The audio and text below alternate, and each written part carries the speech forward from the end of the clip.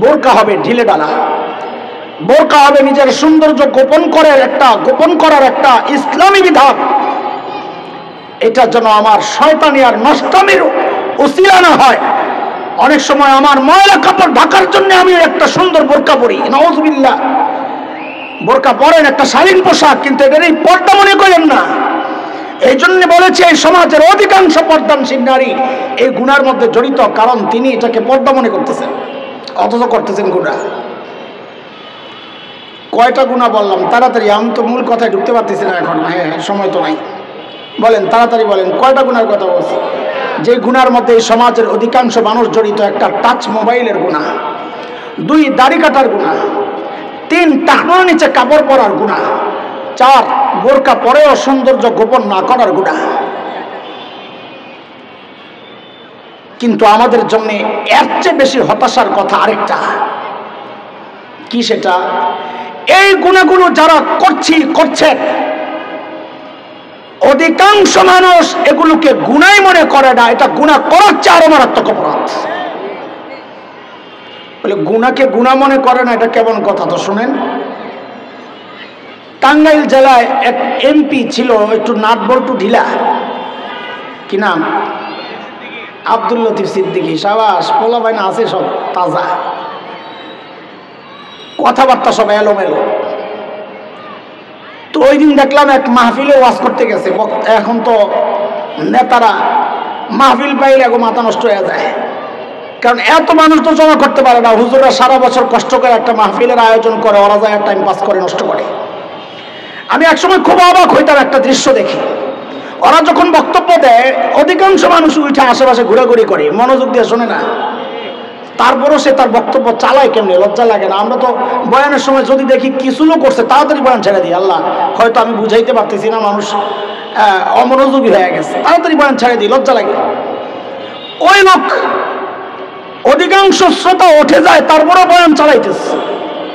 পরে একটা কারণ আমার মাথায় আসছে যে এটাই ওর চিন্তা হইল, এই মানুষ যায়ও যা থাকে, আমি ডাকলে তো তাও আসে না, তো লস কি আমার? বুঝেন না এই কথা? তো ওই আব্দুল লতিফ সিদ্দিকী এই বক্তার চেয়ারে বসে বয়ান দিতেছে, কতটা অভদ্র, অসামাজিক মাহফিল, দ্বীনি সমাজ সে নিজেকে এখানে উপস্থাপন করেছে, দ্বীনি কোনো লিবাস ছাড়া, না মাথায় টুপি আছে, না একটা পাঞ্জাবি আছে, একটা টি শার্ট পরে চলে আসছে। তো তার ওই ওয়াজের মধ্যে সে বলতেছে, আপনারা হুজুররা যে দোয়া করেন না, আমি কিন্তু আমিন বলি না। কি বলে না? আমি তো অবাক হয়ে গেছি, কিরে কেন আমিন বলে না? আমাদের উপর আস্থা ভরসা কমে গেছে না নষ্ট হয়ে গেছে, আল্লাহ জানে। পরে সে কারণ যেটা বলছে আমি খুশি হয়ে গেছি, আল্লাহ আমার দলিল পেয়ে গেছে। কি দলিল? যে গুনারে গুনাহ মনে করে না। সে কি বলে, আমি আমিন কেন বলি না? যে আপনারা বাচ্চাদেরকে শেখান পাপ করলে আল্লাহর কাছে ক্ষমা চাইতে। তো বুকের মধ্যে এরকম থাকরা আর বলে যে আমার জিন্দগিতে আমি কোনো পাপ করি নাই, আমার জিন্দগিতে আমি কোনো পাপ করি নাই। দাড়ি কাটা বেড়া বলে জিন্দগিতে পাপ করে নাই, তো পাপ করছে কেনা? তার মানে ও দাড়ি কাটাকে কি মনে করতেছে না? ও ভাই, গুনাহ করা অবশ্যই অপরাধ, কিন্তু গুনাহকে গুনাহ মনে না করা তার চেয়ে আরো বেশি অপরাধ। কিন্তু কেন? কারণটা কি? এই কারণটাই আজকে মূল আলোচনা করব ইনশাআল্লাহ। অল্প সময়টা ঘুরে দেখি খুব বেশি শর্ট, এই জন্য চিন্তা করছি যত শর্টে কাম সারা যায়।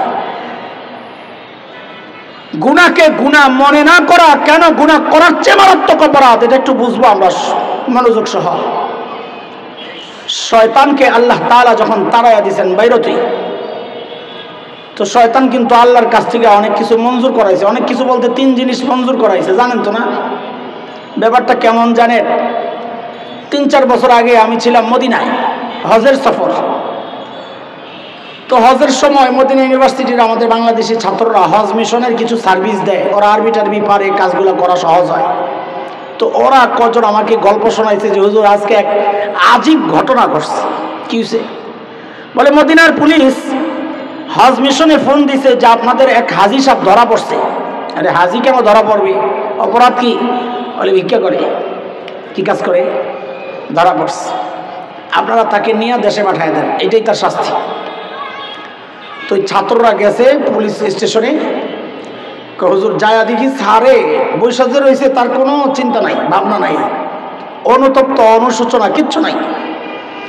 যেন কোনো অপরাধই করে নাই, এই ভিক্ষা করছে জায়েজ জিনিস। হাত দুইটা কাটা, তা আমরা ওই সময় কিছু জিজ্ঞেস করি না, আপাতত তাকে ছুড়াই আনি আর পরে জিজ্ঞেস করুন। তো রাস্তা আসার সময় জিজ্ঞেস করতেছি, ভাই কি সমস্যা, হাত মাত কাটা, আপনি বেশি অভাবী?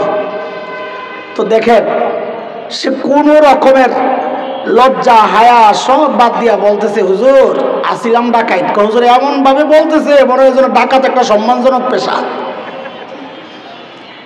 ধরা পড়ে গণপিটুনি খায় হাত দুই হারাইছে। তো এখন কাম কাজ কি করবো, তা আল্লাহ একটা রাস্তা খুলে দিছে, কি যে হজের সিজনে কম টাকার প্যাকেজে ঢুকে যাই, Mecca Medina Mina Arafah Muzdalifah ভিক্ষা করি। আলহামদুলিল্লাহ, আল্লাহ শুকুর, আল্লাহ বহু দয়া করছেন, যা পাই হজের খরচাটাও ওঠে, যা পাচ্ছে সারা বছর চলতে পারি। কোন বুদ্ধি শিখাইলাম, কে আবার নিয়ত টিয়ত করে লাগালে, খবরদার জামিন নেই কিন্তু। বলে আমরা হাসতে হাসতে শেষ, তার কথা শুই না। এটা কি মানুষ, এটা কি প্লাস্টিক না মানুষ? বলে হজ অফিসারে বসায় রাখছে, দেশে পাঠাইয়া দেওয়া হবে, রিটার্ন টিকেটের ব্যবস্থা হচ্ছে, তার মালটাল যা ছিল আনা হয়েছে। হঠাৎ অবাক করে আসে, এমন এক প্রশ্ন করছে, পুরা হজ মিশরে হাসির রোল পড়ে গেছে, এটা কি মানুষটা কি? সে বলে কি জানেন স্যার, সে বুঝছে যে আমার দেশে পাঠানোর ব্যবস্থা হইতেছে। সে বলে কি, স্যার আমার যে দেশে পাঠাই দিবেন, আপনারা আমারে কিছু দিবেন না? তো ওই গল্প শুই না, আমার শয়তানের কথা মনে পড়ছে। শয়তানকে আল্লাহ যখন কইছে বাইরে, তো শয়তানকে আল্লাহ আমার যে বিদায় করে দিবেন, কিছু দিবেন না? তোর কি লাগবে? তো শয়তান চাইছে এক নাম্বার, তিনটা জিনিস চাইছে। এক, রব্বি আনজিরনি ইলা ইয়াউমি ইউবাসুন, আল্লাহ আমি সুযোগ চাই, হায়াত চাই। কোন পর্যন্ত? আলেমরা বললেন না, সাধারণরা বলেন হায়াত চাইছে কোন পর্যন্ত? আপনাকে ওই কিয়ামত শোনার লেগেই তো আলেম করে চুপ করাইছে। কোন পর্যন্ত? হ্যাঁ, কিয়ামত পর্যন্ত। এবার আলেমরা বলেন, হুজুররা শোনান মনে করে, কোন পর্যন্ত?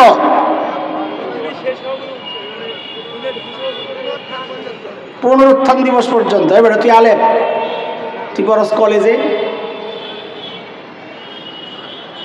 দেখলে তোর মৌলবী মনে হয়। আমার সাগরেদ আবার বলে না যে কারে বাড়ে তুই করে কইতাছে, ও আমার পিছনে নামাজ পড়ে সবসময় খেদমত করে, এই জন্য বলতেছি, কলেজে পড়ে। পুনরুত্থান দিবস পর্যন্ত সুযোগ চাইছে। এখানে ছিল শয়তানের এক মহাবাটপারি।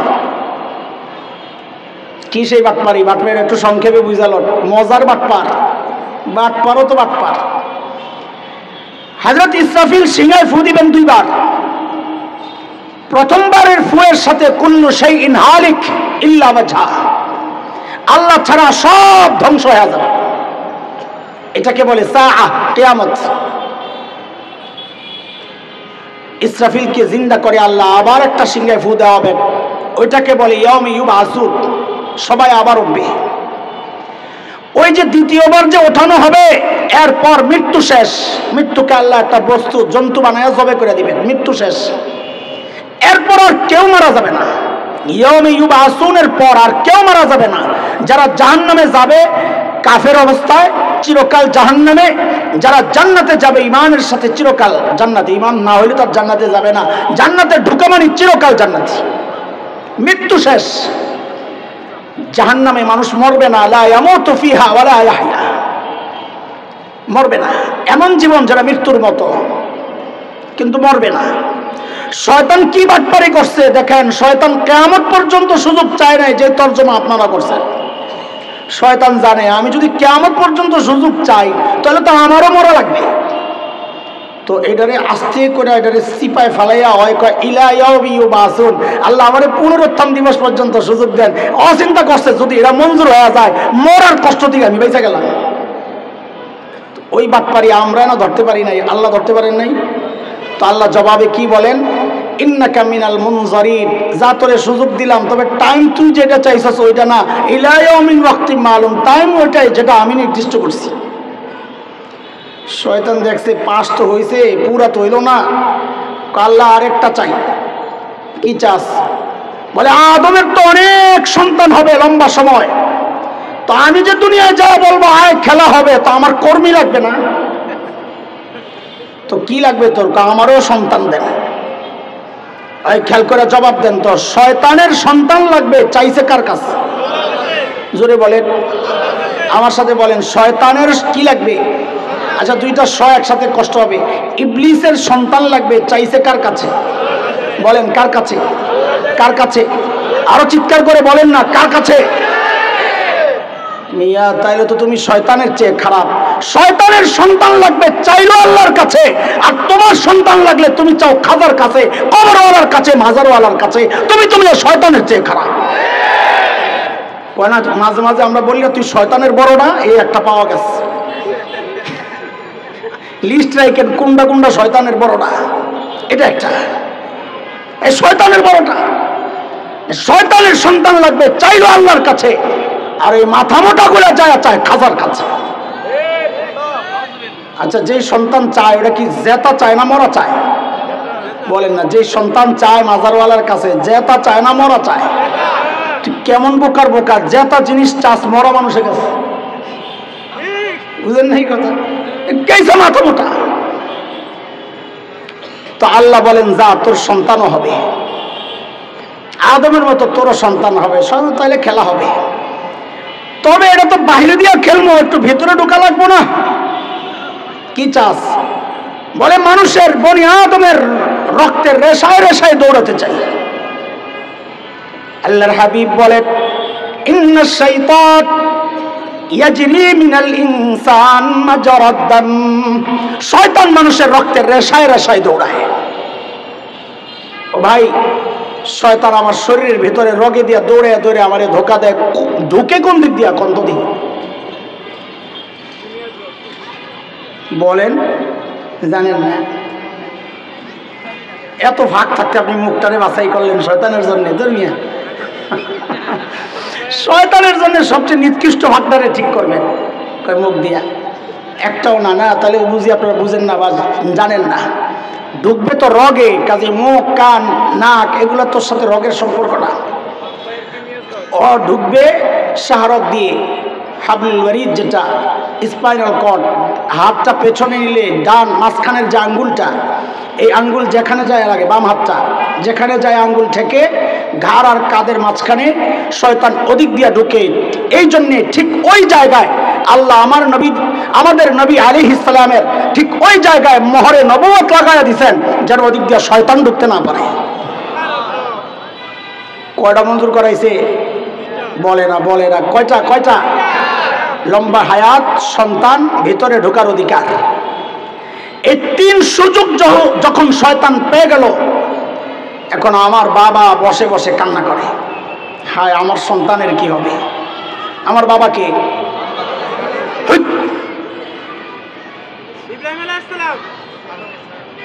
এক ধাতির লগে এত হাজার বছর নিচে নেমে গেলেন। বলবেন নবী আদম। বলেন, ঠিক করে বলেন, আমরা কার সন্তান? জোরে বলেন, কার সন্তান? কেন নবী বাড়াবেন? কারণ আমাদের গর্বের পরিচয়। কেউ একজন এমপির ছেলে, এমপির নাম আব্দুল্লাহ, যদি ওই ছেলেকে জিজ্ঞেস করা হয় তুমি কার ছেলে, কি বলবে? না বলবে আব্দুল্লাহ। জগতে কত আব্দুল আছে, তখন আব্দুল্লাহ আর আব্দুল্লাহ থাকবে না, ও তুই আব্দুলের ভূত। এই জন্য ওই রিস্ক নিবে না, ওই সাথে এমপি বলবে আমি এমপি আব্দুল্লাহ সাহেবের ছেলে। ও তুমি এমপি সাহেবের ছেলে, এটা ভাব আসছে। একটা সামান্য এমপি বাবার পরিচয় যদি এমপি বাদ না দেয়, আপনার এমন গর্বের পরিচয় থাকা সত্ত্বেও আপনি কেন নবী বাদ দিবেন? বলেন, আমরা কার সন্তান? হ্যাঁ বলে, হঠাৎ করে নবী লাগানোর এই চিন্তায় চেষ্টা আপনি এত কষ্ট করতেছেন, কারণটা কি? কারণ আপনাকে এই এলাকার কারণে। চিড়িয়াখানা কাছাকাছি না?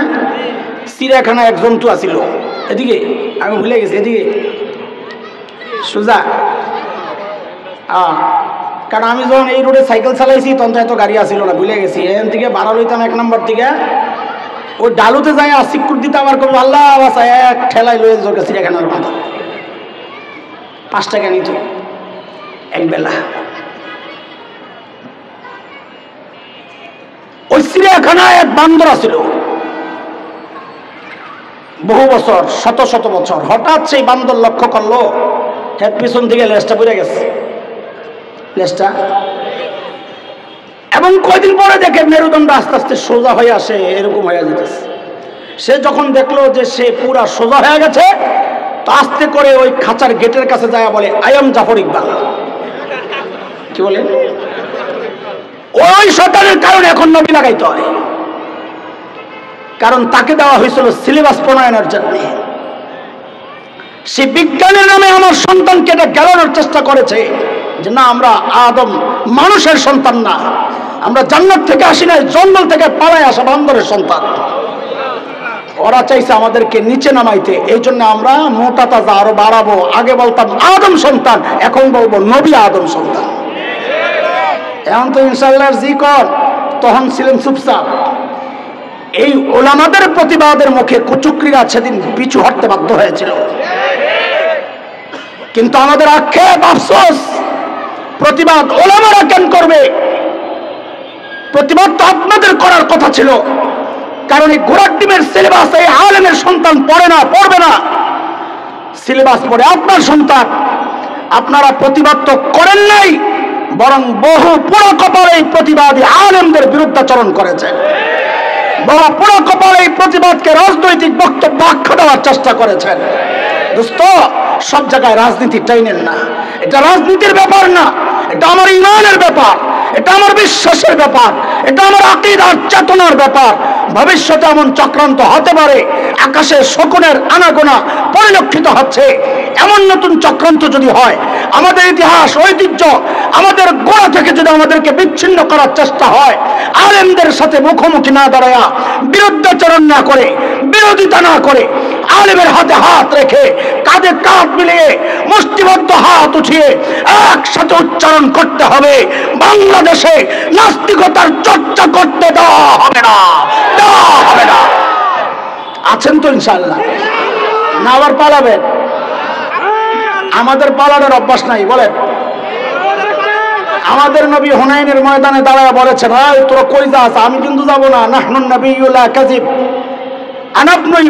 আনান নবিয়্যু লা কাযিব, আনা ইবনু আব্দুল মুত্তালিব। আমি আব্দুল মুত্তালিবের সন্তান। বংশীয় ঐতিহ্য চিন্তা করলো আমরা পালানোর লোকটা, আবার দায়িত্ব পাইছি নবুয়তের, পালানোর লোকটা। পালায় যারা, তারা আলাদা মানুষ। এই জন্য বলে, নিজে ধরলো হেলিকপ্টার, পিছন থেকে পাবলিক কয় ওরে বাপ্পা, নেতা কর্মী ভালাই গেছে গা। নিজে ধরলো হেলিকপ্টার, পাবলিক বলে ওরে বাপ্পা, একটু ভালো করে কইস। আমার বাবা এখন বসে বসে কান্না করে। কেন কান্না করে? হারে শয়তান তো সব সুযোগ সুবিধা নিয়ে গেল, আমার সন্তানের কি হবে? আল্লাহ তো দেখতেছে না, আরে আমার দোস্ত কাঁদতেছে, কি সমস্যা? বলে আমার সন্তানের কি হবে? তা আল্লাহ বলেন, আপনিও নেন কিছু সুবিধা, দেন আমারে কিছু দেন। জান দিয়ে দিলাম। কি? আমি ফেরেশতা দিয়ে আপনার সন্তানকে চারদিক থেকে ব্রেকেট দিয়া নিরাপত্তা দিয়ে দিব, জান, যেন শয়তান কাছে যেতে না পারে। লাহু মুআক্কিবাতুম মিন বাইনি ইয়াদাইহি ওয়া মিন খালফিহি ইয়াহফাযুনাহু মিন আমরিল্লাহ। নবী আলাইহিস সালাম বলে, ফেরেশতারা আমাদের চারপাশ থেকে শয়তানকে ওইভাবে তাড়াইতে থাকে যেভাবে আমরা খাবার থেকে মাছি তাড়াইয়া দিই। আমার বাবা বসে বসে কান্না করে, অফার পছন্দ হয় নাই। কেন? আমার বাবার চিন্তা হইল ফেরেশতা দিয়ে নিরাপত্তা দিবেন, তার চেয়ে নিরাপদ জায়গা জান্নাতে আমি নিজেই তো আসিলাম, তারপরও তো ধরা খাইছি। কারণ শয়তান তো কাছে যায় ধোকা দেওয়া লাগে না, এত রিমোট কন্ট্রোল দিয়ে দূরের থেকে খালি চ্যানেল পাল্টায়। তো আল্লাহ বলেন, ঠিক আছে, এত মায়া, আমি গফফার একটা স্পেশাল অফার রেখে দিয়েছিলাম, এখন ওইটাও দিয়ে দেওয়া লাগবে না, তো দেন ওইটাও নিয়ে যান, আপনি দুনিয়ায় যান, টেনশন করেন না। বলে সেটা কি? বলে সেটা হচ্ছে আমার বান্দা গুনাহ করতে করতে করতে করতে করতে করতে জীবন পার, জীবনের শেষ সময়ও যায় যদি বলে, ও আল্লাহ আমি ভুল করছি, আমারে মাফ করে দাও, আমি ওর জিন্দগির সব গুনাহ খাতা মাফ করে দেব। হায়, আমার বাবা যেই এই অফার পেয়ে গেছে, বাবা তো খুশি, আলহামদুলিল্লাহ। তাইলে আর কি লাগে, সব মাফ করে দিলে। শয়তান লাভ দিয়া দাঁড়াইছে। হ্যাঁ, কি কইলেন? সব যদি মাফ করে দিবেনই, তো আমার এই 3 সুযোগ দিয়েছেন কোন কামের জন্য? ঘোড়ার ডিম এটি দিয়ে আমি এখন করুন কি? এই কথা কোত্থেকে আনছিলাম মনে আছে? গুনাহ করার চেয়ে গুনাহকে গুনাহ মনে না করা আরো মারাত্মক, মনে আছে? কেন? এই কেনর জবাব আসছে এতক্ষণ।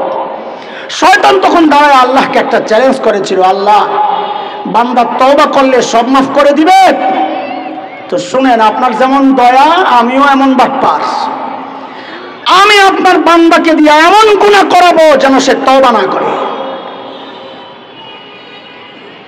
মুহাক্কিক ওলামারা পেরেশান হয়ে গেছেন, ওই গুনাহ কোনটা যে গুনাহ বান্দা করে কিন্তু তওবা করে না? তো খুঁজতে খুঁজতে বের হয়েছে ওই গুনাহ হলো সেই গুনাহ যে গুনাহকে মানুষ গুনাহই মনে করে না। গুনাহ করে কিন্তু গুনাহকে গুনাহ মনে করে না।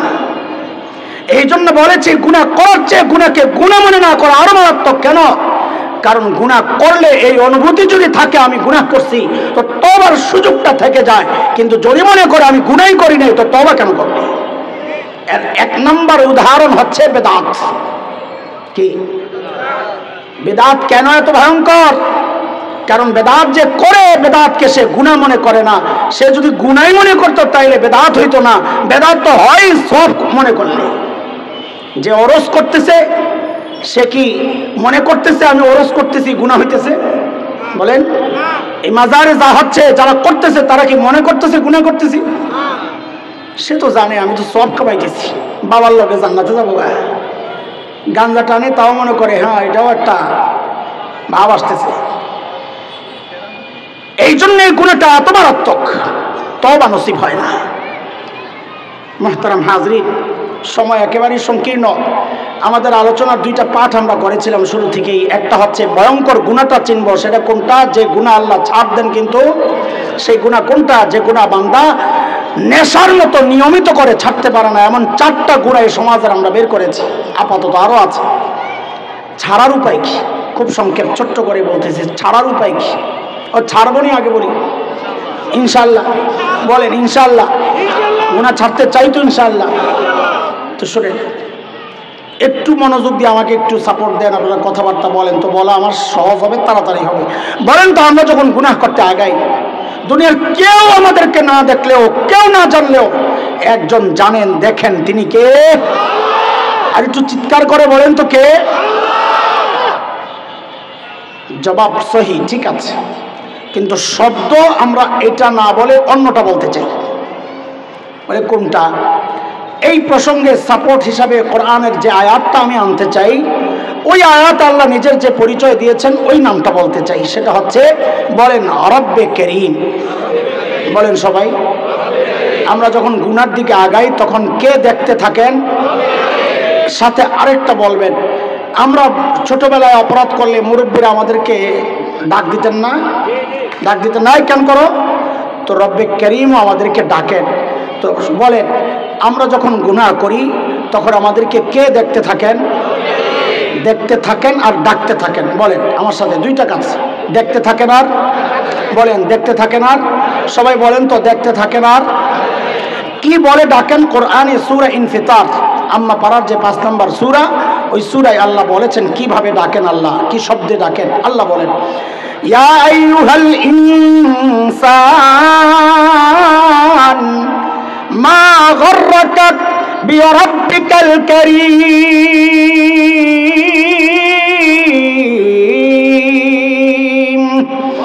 ও মানুষ, ওই কারীম রবের ব্যাপারে তোমাকে কে ধোকায় ফেললো? কার কাছ থেকে কি পেয়ে তুমি তোমার কারীম রব ভুলে গেলা? এই ডাক্তার ওজন কত এখনো বুঝে উঠতে পারি নাই, অর্থ জানি না। যে এই জন্য 2টা শব্দের একটু অর্থ বুঝেন তো, ডাকের ওজনটা বুঝবো। এক, কারীম কাকে বলে? আরবিতে কারীম বলে ওই দাতাকে যিনি না চাইতেই দেন। বলেন তো, কারীম কাকে বলে? এই চোখ চায়া পাইছি না না চায়া?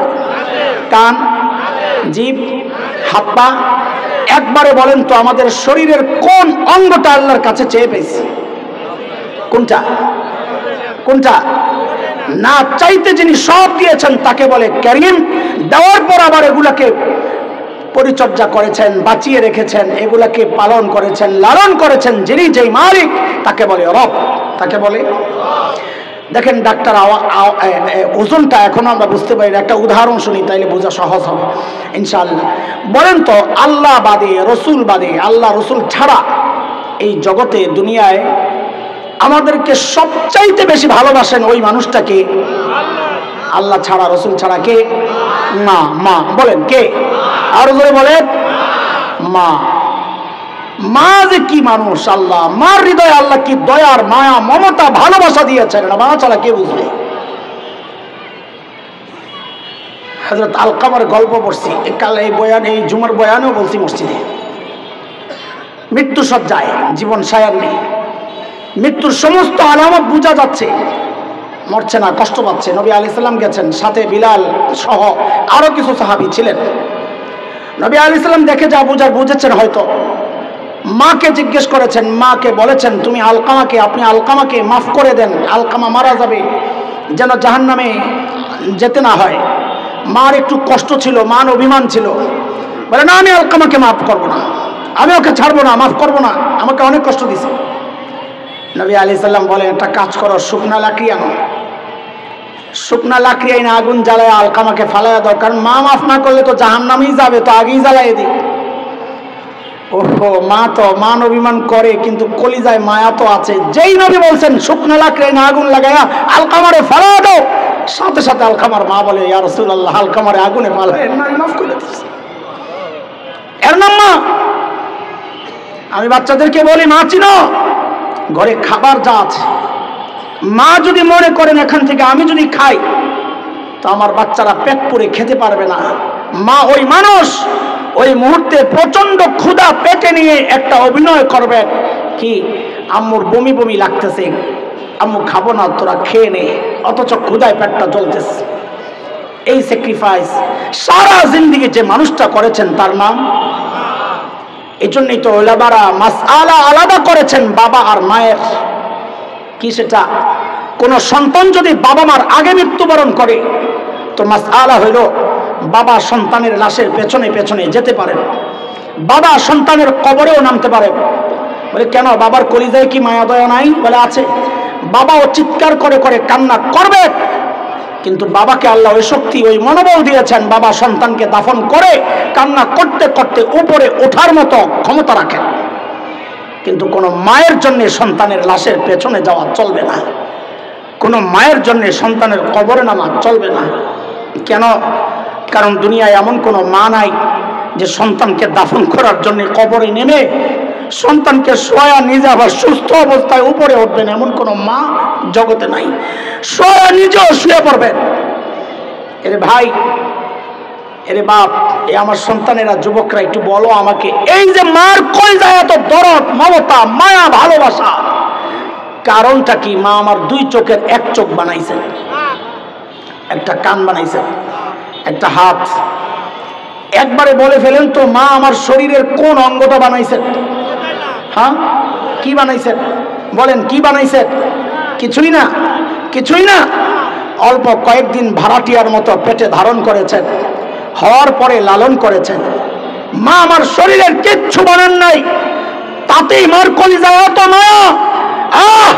তাইলে যে আল্লাহ আমার চোখ বানাইছেন ওই আল্লাহর কত মায়া, যে আল্লাহ আমার হাত পাও বানাইছেন ওই আল্লাহর কত মায়া, যে আল্লাহ আমাকে এত এত নিয়ামত দিয়ে বাঁচায় রাখছেন ওই আল্লাহর কত মায়া। আমি আপনি যখন গুনার দিকে আগাই না, আমার মালিক ওই মায়ার কথাগুলো মনে করিয়ে দিয়ে দিয়ে ডাকতে থাকেন, ইয়া আইয়ুহাল ইনসান মা গররাকা বিরাব্বিকাল কারীম। এরে মানুষ, যে চোখ দিয়ে তুই গুনাহ করতেছস, এই চোখ কিন্তু তোর নায়ক নায়িকা দেয় নাই, আমি কারীম দিছি, না চাইতে দিছি। যে কান দিয়া গুনাহ করতেছস, ওই কান কিন্তু তোর গায়ক গায়িকা দেয় নাই, আমি কারীম দিছি, না চাইতে দিছি। বলে কারীম তো ওই সত্তা যিনি না চাইতে দেন, রব তো ওই সত্তা যিনি ঠিকঠাক রাখেন। আপনি কি করছেন? তো আল্লাহ যেন বলছেন, আরে জালিম, তোর চেহারার দিকে তাকায়া দেখ, তোর মতো সুন্দর করে আমি কাউরে বানাই নাই। আমি আর কথা আগাচ্ছি না। এই চিন্তাটা যদি দিল আর দিমাগের মধ্যে বসানো যায়, ইনশাআল্লাহ দেখবেন গুনাহ করার সময় ডাক কানে বাজবে, হৃদয়ে বাজবে, গুনাহ থেকে বাঁচা সহজ হবে। আল্লাহ তাআলা আমাদের সবাইকে সব রকমের গুনাহ থেকে বাঁচায় রাখেন। আমিন। ওয়া আখিরু দাওয়ানা আলহামদুলিল্লাহ।